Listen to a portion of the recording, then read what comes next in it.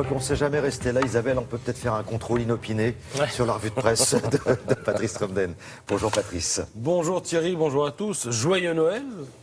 Les deux mots les plus prononcés de la journée, joyeux Noël, donc pas étonnant qu'on les retrouve, ces deux mots à la une de pas mal de titres ce matin, essentiellement dans la presse régionale, parce que sur le front de la presse nationale, eh bien, c'est plutôt calme ce matin. Seule l'équipe où Tony Parker confie qu'il espère jouer jusqu'à 38 ans, le basketteur en a 33 actuellement, et le Parisien sont en vente. Pour lire les autres quotidiens nationaux, il faudra aller sur Internet. Alors je reviens un instant sur la une du Parisien que vous avez aperçu avec cette photo prise hier dans la station de Corançon en Vercors. Il faut viser juste pour poser ses skis sur la neige. Décembre 2015 est le mois le plus chaud qu'ait connu la France depuis 1658.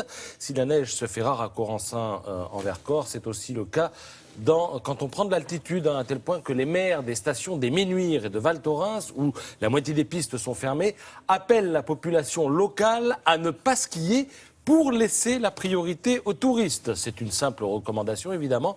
Aucun système de contrôle ne sera mis en place pour vérifier si les saisonniers, les salariés, les gens du coin, en quelque sorte, font preuve de ce civisme d'un nouveau genre. Alors, joyeux Noël, disions-nous, les stations de ski, elles auraient bien aimé avoir un peu de neige au pied du sapin, mais bon, pour cette année, c'est raté. Mais vous, qu'avez-vous trouvé ou qu'allez-vous trouver ce matin au pied du sapin? C'est la question que se posent les dernières nouvelles d'Alsace.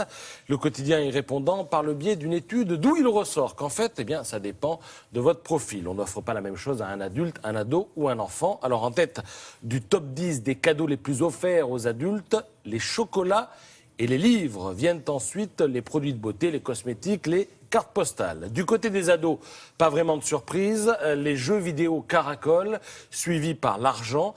Les livres sont à une surprenante et réconfortante troisième place, sans qu'on sache vraiment si cette place correspond à une demande des ados ou si elle illustre le désir des parents de voir leurs ados lire un petit peu plus. Parce que parfois on récupère le bouquin et puis on l'oublie sur une étagère. Et puis, les enfants, alors chez les moins de 12 ans, le jouet, on va dire, traditionnel, tient toujours la corde, de jouets de construction, jouets éducatifs. Je ne vois pas beaucoup d'électronique dans cette liste. Alors vous avez vu que dans chacune des trois listes, le livre est présent.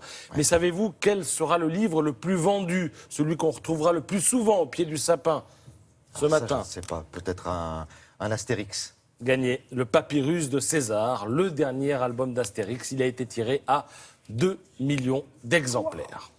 Alors je vous l'ai dit, il n'y a pas beaucoup de quotidiens ce matin, mais quand on manque de vrais journaux pour faire une revue de presse, on se rabat sur les faux journaux. Et je ne sais pas si vous vous rappelez, le groupe Jalon, sur une idée de Basile de Kock, depuis 30 ans, le groupe Jalon nous fait rire avec des pastiches de journaux. Alors, Le Monde, regardez ça, devient Le Monstre, avec des articles complètement délirants. Libération devient L'Aberration, avec des articles tout aussi délirants.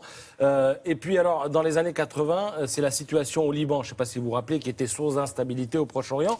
J'ai retrouvé ce vieil article avec cette carte. Regardez, pour l'apprécier vraiment, il faut lire la légende. Vous avez une carte du Liban, des flèches dans tous les sens, et vous lisez les légendes. Palestiniens, Israéliens, force libanaise, FINUL, c'était la force d'intervention des Nations Unies. Et puis alors, dans un coin aussi, vous avez Solidarnosc, et puis vous avez aussi Antiquité, Souvenirs, etc., etc.